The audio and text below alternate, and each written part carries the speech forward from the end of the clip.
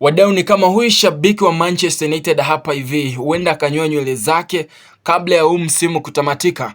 Yaani kufikia sasa Manchester United ameshinda mechi 3, amesalia na mechi 2 peke yake, na iwapo atapata ushindi katika mechi hizo, basi huenda huyu shabiki akanyoa nywele zake kabla ya huu msimu kutamatika. Kumbuka kwamba kipindi fulani Manchester United alikuwa ameshinda mechi 3, amesalia na 2. Mechi ya mwisho hivi, ili mchezaji huyu shabiki aweze kunyoa, Manchester United wakazingua mambo, wakacharazwa na Newcastle United, vile wakaondoka sare na West Ham United.